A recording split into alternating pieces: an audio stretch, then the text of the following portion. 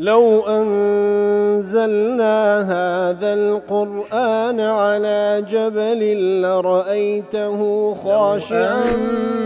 أنزلنا هذا القرآن على جبل لرأيته خاشعا أنزلنا هذا القرآن على جبل لرأيته خاشعا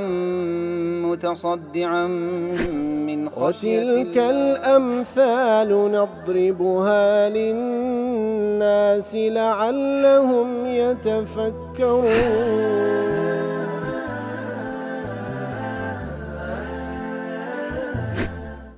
الحمد لله والصلاة والسلام على رسول الله وعلى آله وصحبه ومن والاه. السلام عليكم ورحمة الله. برزان خوش حالم لواني 1137 لوانا كاين تفسير قرآن بيروز بهم وخزمتان ومن بس رزامة رب العالمين وهي دارم ايوي آزي السودي لور بقرن. أعوذ بالله من الشيطان الرجيم. بسم الله الرحمن الرحيم. ثم قيل للذين ظلموا ذوقوا عذاب الخلد هل تجزون إلا بما كنتم تكسبون. بەڵێ خی گەورە سوبحانەهو وتەعالە دەفەرمی بە کەسانێکی زاڵم و مشریک دەگوترێ ذوقوا عذاب الخلد بیچێژن عەزابی یەکجارەکی ئایا سزا دەدرێنەوە تەنها لەسەر ئەوەی نێبیکەوە بخۆتان کردیتان.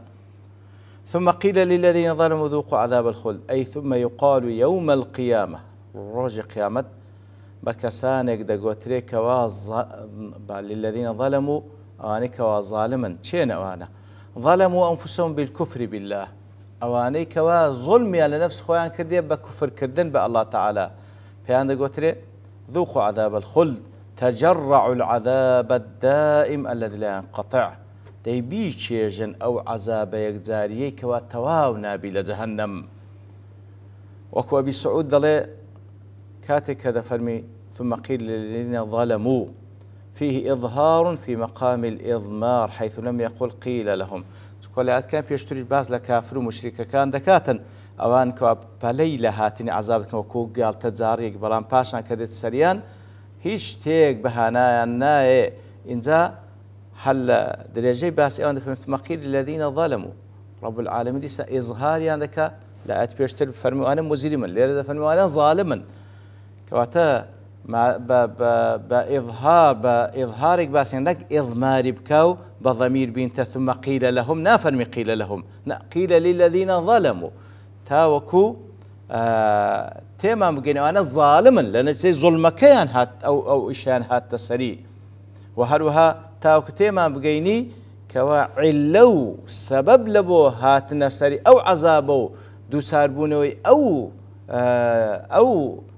موقفنا خوشاني كوا توشي هاتينا لنتيجة سيا علو سببك أوي كوا أوانا ظالما.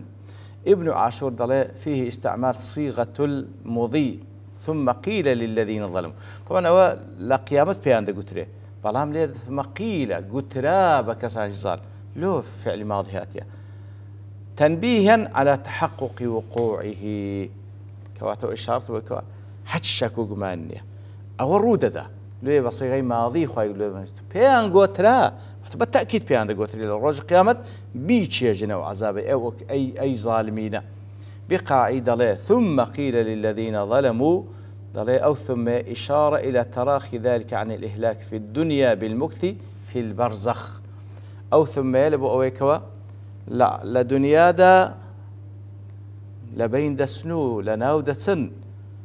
أو زال قيامتيش بيان دا قوتري أدي أو ثم يكوا تراخي زمني بيد قوتري مدتش بيتسوا أو هام بيد قوتري لبروي لدواي مردنيان ولناو تسونيان لدنيا مدتشيش لبرزخو لجياني برزخي دمينينو أو زال قيامة دس بيد كاتنو أو هام بيد قوتري أو إلى أن عذابه أدنى من عذاب يوم الدين يعني تتيما بقين عذاب الدنيا هرتسند قوربي مقارنة بعذاب آخرة رتبي عذاب آخرة زور قورة الكواتلو أنا لبو رتبة بي نوق لبو تراخي زمني والله. هل تجزون إلا بما كنتم تكسبون واتا بيان دا قوتري بو ظالمانا لو كاتي هل يجازيكم الله إلا بما كنتم تعملون في الدنيا أو سزای کاتە سەرتان تەنها سزانیە لەلایەن الله تەعالاوە بە سەبەبی ئەو کار و کردوانەی کە کردیتان لە دنیا لە بەدرۆزانین و هەروە لە کوفر پێکردن و لەو گوناه و تاوانانەی کە کردیتان. ئەبی حەیان دەڵێ ئەو ئاتەش کە بە شێوەی ئیستفهامی ئینکاری هاتیە بمعنى نفي ولذلك جاء بعده الاستثناء إلا بما كنتم تكسبون كوات استفهام شيء إنكارية بمعنى نفي هاتية لو لدواوي استثناء هاتية هل تجزون إلا بما كنتم تكسبون كوات ليردا برسيار كردنا كلب ونفي كردنا واتا آية هر هيت سزاك تاندريتو إلا بسبب أوين بكونغو بخوتان أنزام تاندا كوات اشتيك نية كوا ظلمتان لێ بکرێ والعیاذ بالله نەخێر لە نەتیجەی کار و کردەوەکانی خۆتانە و هەروە سەرزەنشکردنی تێدا لەسەر ئەوەی کەوا سزا لەسەر کەس بوو بەدەستهێنانی بەندە بە خۆیتی چی کردیە لەوێندەرە دەیدوریتەوە. لە دوای دەفەرمی وەیەستەنبئونەکە ئەحەقٌ هو واتە داوات لێ دەکەن یا ڕەسوڵ الله ئەوە حەقە ئەوەی کە ئەتو باسی دەکەی قل ئی وەڕەبی ئینەهو لەحەق پێیان بڵێ بەڵێ قەسەم بە پەروەردگارم ئەوە حەقە هیچ شەک و گومان تێدا نیە وما ئەنتم بمعجزین و بەتەئکید ئەنگۆش کەسانێک نین لە دەسەڵاتی الله تعالی دەربچن. دیارە مناسبەی و ئاتە لەگەڵ پێشووتر و کوڕازی دەڵێ کاتێک کە خوای گەورە لە ئاەت پێشووتر دەربارەی کافرەکان باسی ئەوەی کە ئەوان دەڵێن وەیەقولون مەتى هذا الوعد إن كنتم صادقين کەینی ئەو وعدەی خوای گەورە دێ بە هاتنی عەذاب وأجاب عنه وخوای گەورە وەڵامی داوە حكى عنهم أنهم رجعوا إلى الرسول صلى الله عليه وسلم مرة أخرى في عين هذه الواقعة وسألوه عن ذلك سؤال مرة أخرى كواتا ديار لدواي أوش كخواي يقول الله ميدايتو كبيان صوت ما فيرمي ديسان هاتينا برسيالا لبيغمبر كرتو صلى الله عليه وسلم درباري أو كوا فعلا حق ابن عاشور دار وأيضا فإن هذا حكاية فن من أفاني تكذيب المشركين كواتا ديسان خواي يقول لهم عند جارتو ليردا كأوانيش كمشركان أو حقائقان بدرو دزانن چەندین تەفەنن دەکەن بابنی لە دەربڕینی ئەو بەدرۆزانانیان فمرة يتظاهرون باستبطاء الوعد هەندێک جار و با بڵێن دەڵێن کا لەبەر چی نایە متى هذا الوعد طبعا استخفافا به لەبەرەوەی بە سوچی دەزانن ومرة يقبلون على الرسول صلى الله عليه وسلم في صورة المستفهم الطالب هەندێک زاریش دێن پرسیار لێ دەکەن بە شێوەیەکەوە کەسێک پرسیاری هەیە و طەڵەبی هەیە کەوا لە بۆی ڕوون کرێتەوە فيسألون أهذا العذاب الخالد أي عذاب الآخرة حق بوشيوي دين برسا راست يعني أو عذابك كواءت باستك إلى قيامته إتر خواهي قرر سبحانه وتعالى باز لتفنني مشركة كان دكاتني كوا هر زارب الشويك برسا لبيغمبر صلى الله عليه وسلم ويستنبئونك أحق هو أي ويستخبرك المشركون وتم مشركان داوي خبر لك داوي نبأ اللي دكان كوا بابلين نبأ خبري جرنجا داوي خبر اللي كان مشرك كان يا رسول الله بيد دلن أحق ما تعيدنا به يعني وكأتو باسي ذاك القيامة تصورون لك النبي وحق بي ويستنبئونك أي يستخبرونك والنبأ خبر له شأن عظيم ديارة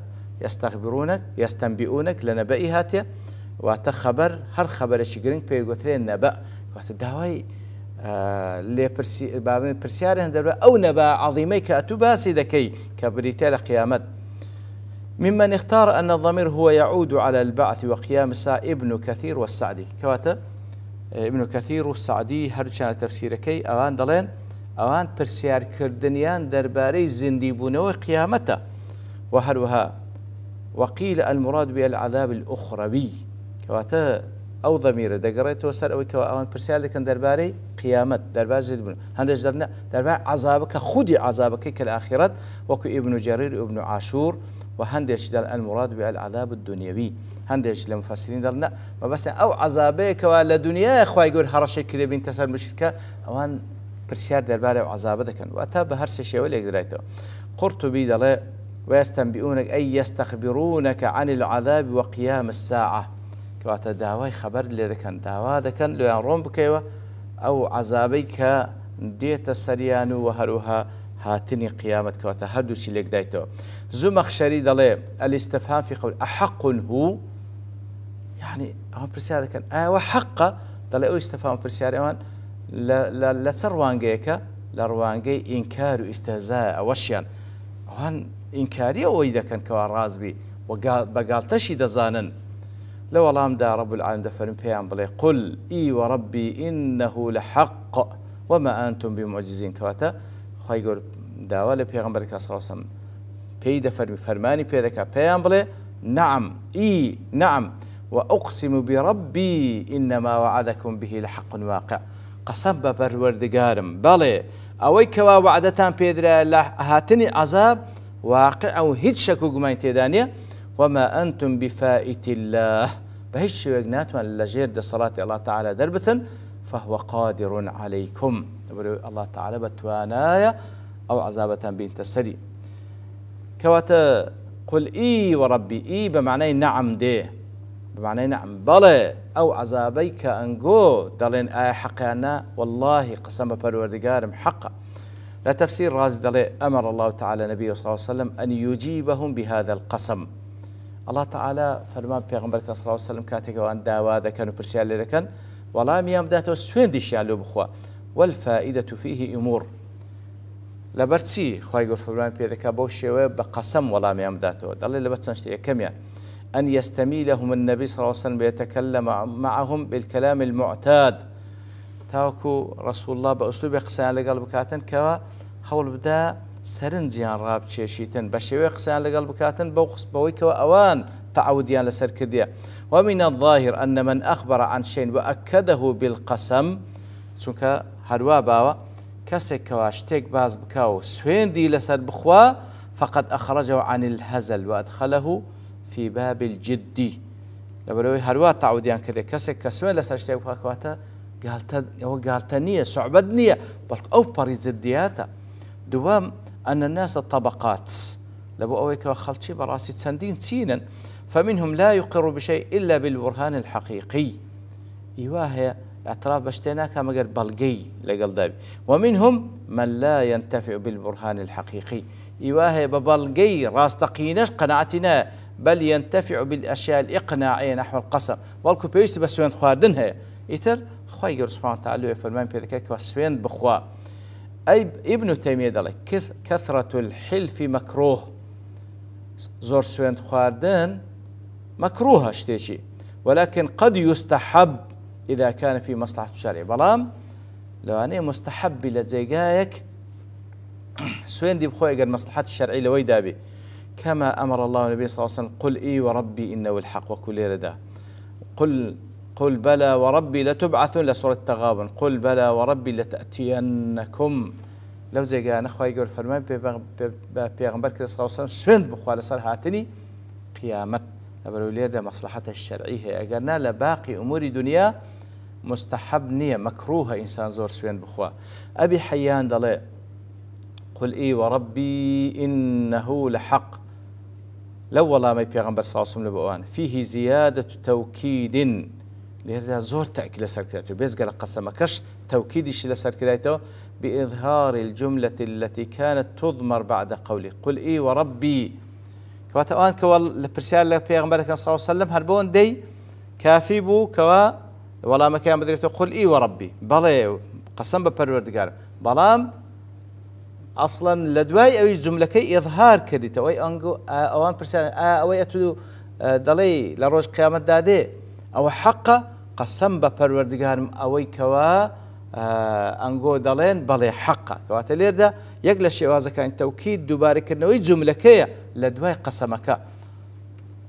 وهي مسوقة مؤكد بإن واللام وهرواب تأكيد كرات جملة بإني تأكيد بلام توكيد قسمي مبالغة في التوكيد في الجواب كواتب بسندين شيء وخواي سبحانه وتعالى تأكيدي لسر جوابك كريتو بقسم بإن بلام توكيد قسمي وهروها بديار خصنوي جملة كي كأوان برسيان لكن بدي ساني شينايتو